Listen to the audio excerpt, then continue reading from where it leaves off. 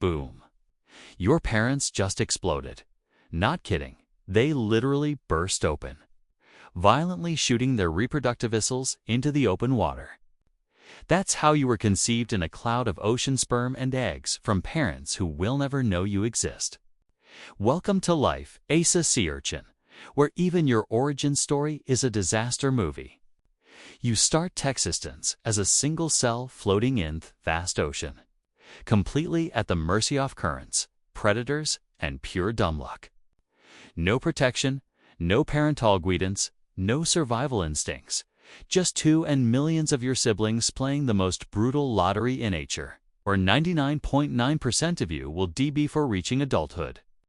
Now you're a larvae with no brain, no eyes, and a body so transparent you might as well invisible. Your weird alien spaceship shape comes complete with arm-like extensions that wave around pathetic latering to catch floating food particles. Your first meal. Whatever microscopic chunk happens to stick to you as you drift. Gourmet. The ocean is massive and your first meal you're smaller than a grain of sand. Predators are everywhere, and they don't even need to hunt you. They just accidentally swallow you while breathing.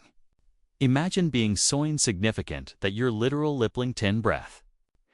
Every second, thousands of your siblings are being eaten, and not even on purpose. They're just collateral damage in someone else's lunch.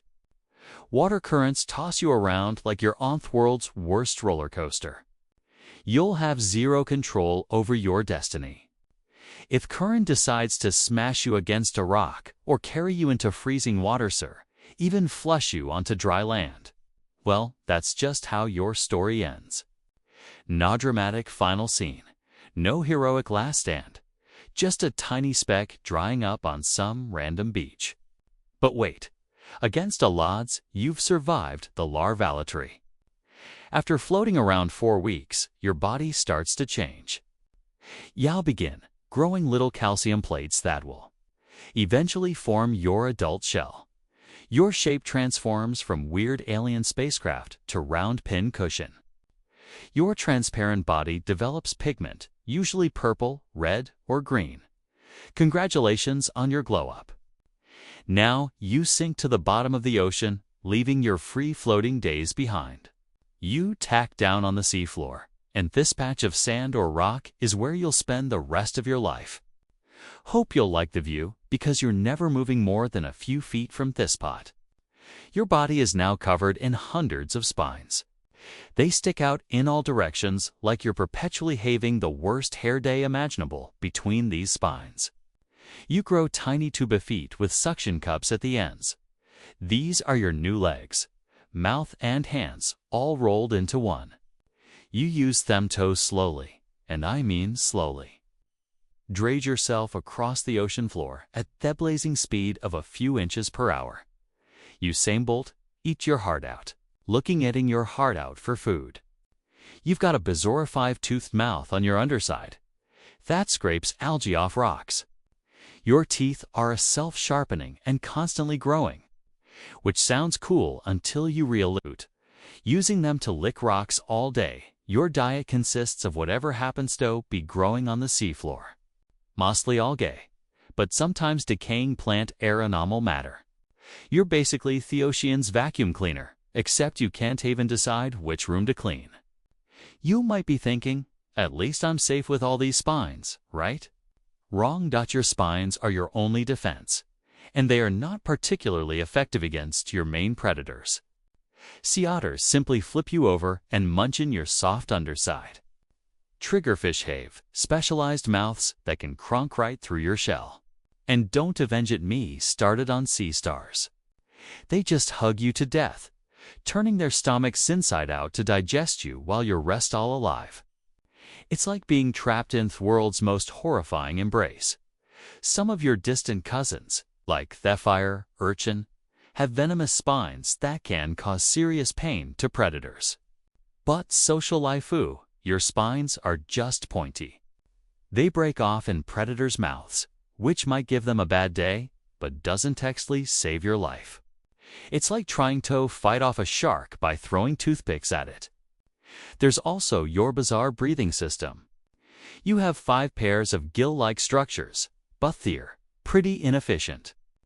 You mostly absorb oxygen through your tube feet and skin.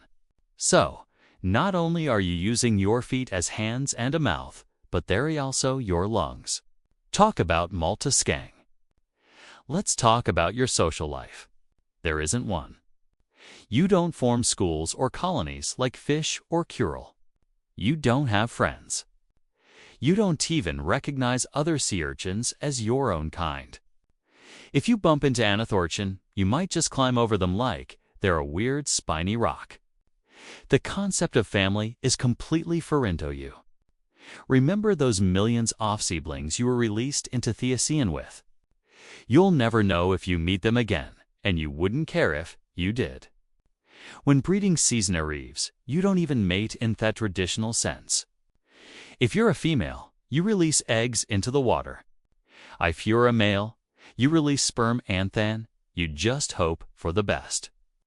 There's no careful selection of a partner with right genetic qualities or impressive spine length.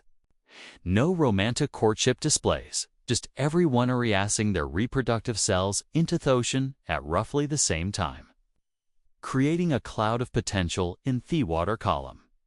It's like a reproductive lish mob, where nobody knows who's participating. The only way you know when to release your eggs, or sperm, is by sensing when everyone else is doing it. It's basically peer pressure reproduction.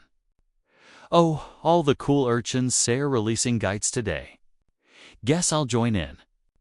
Your sense of timing had better life in the ocean be good, because if you release your reproductive cells a day late, you've missed the party. Your genetic contribution will drift away, unfertilized and alone, just like that time you showed up to the club after it closed. Some days you just sit there with algae growing on your spines. You've come a living garden with small creatures making homes between your spicks. Fish might use you as a scratching post. Crabs could decide to house you as shelter. You're essential living furniture for the ocean. The ocean current that once carried you as a larvae now brings trash your way. Plastic bags, drift by and sometimes yet end up covered in microplastics. Human fishing nets might snag you and drag Yowie from your home. Or worse, humans might collect you for food or to make those fancy sea urchin decorations they put on their shelves. Let's not forget acidification at ocean acidification. As humans pump more carbon dioxide into the atmosphere, the ocean absorbs it and becomes more acidic. This makes it harder for you to build your calcium carbonate shell and spines. It's like trying to build a house while someone is constantly stealing your bricks.